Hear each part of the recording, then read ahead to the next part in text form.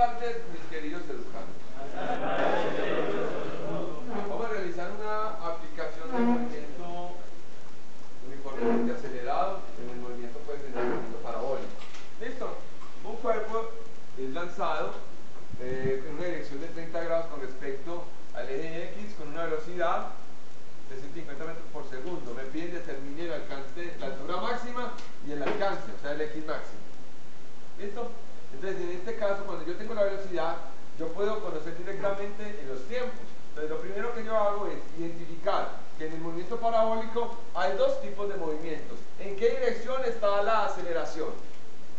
En Y. Quiere decir que en Y vamos a tener un movimiento uniformemente acelerado, en el cual la aceleración es la gravedad. Y en el movimiento, y en X vamos a tener un movimiento rectilíneo uniforme. ¿Listo? Entonces, determinamos las componentes de la velocidad, porque va a haber una velocidad para X y va a haber otra para Y. Muy bien. Entonces, la velocidad, la componente depende de quién tenga el ángulo. En este caso, ¿quién tiene el ángulo? X.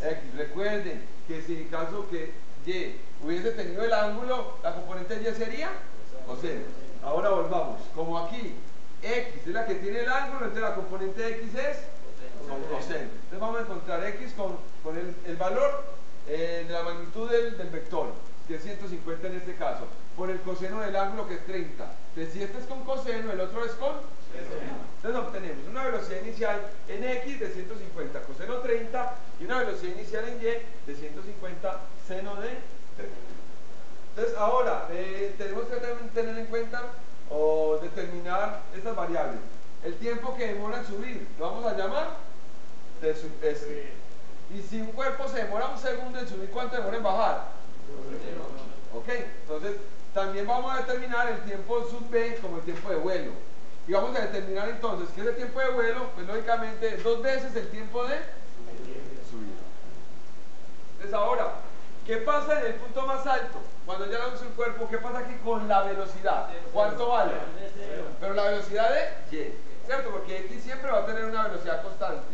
En cambio Y parte con una velocidad, empieza a disminuirse, ¿cierto? Hasta que llega al punto más alto 0 y después empieza otra vez a aumentar. Entonces, en ese punto más alto la velocidad vale 0.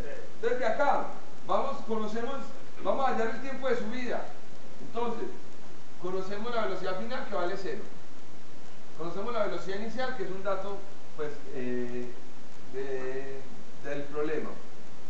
Y conocemos la gravedad. Despejemos tiempo de subida. Entonces, ¿cómo despejo el tiempo de subida? Miren. Esta velocidad inicial pasa a restar. Y esta gravedad que está multiplicando al tiempo de subida, incluso con el menos, pasa a interreemplazo, como habíamos establecido. En el punto final, para Y, en el punto más alto de Y, ¿cuánto vale la velocidad? 0. Menos la velocidad inicial. Si yo opero 150 seno de 30 me da 75 sobre la gravedad, que es menos 9, con menos y todo, menos 9,82. Opero y obtengo un tiempo de subida de 7,64 segundos. Quiere decir que eso fue lo que se demoró en subir. ¿Cuánto tiempo voló? ¿Cuánto tiempo estuvo en vuelo? ¿El tiempo de vuelo cuál fue? 2 veces este. ¿Cuánto me da? 15,28 segundos. Entonces ahora, tenemos el tiempo de subida para hallar Y máximo. Y tenemos el tiempo de vuelo para hallar X máximo. Entonces ahora, Y máximo, ¿cuál es la ecuación que aplico? De la velocidad inicial en Y por el tiempo de subida. Menos, porque recuerden que es desacelerado, un medio de la gravedad por tiempo de subida al cuadrado. Reemplacemos desde velocidad inicial 75, tiempo de subida 7,64, menos un medio por la gravedad que es 9,82 por el tiempo de subida que es 7,64 al cuadrado. Opero y obtengo un Y máximo de 286,4 metros. Para hallar el X máximo aplico el movimiento rectilíneo uniforme. Entonces yo sé que X máximo, ¿cuál es la ecuación de la distancia en el movimiento rectilíneo uniforme? Velocidad por tiempo. Entonces, ¿qué va a ser? ¿La velocidad en qué eje? En X. ¿Y el tiempo de qué?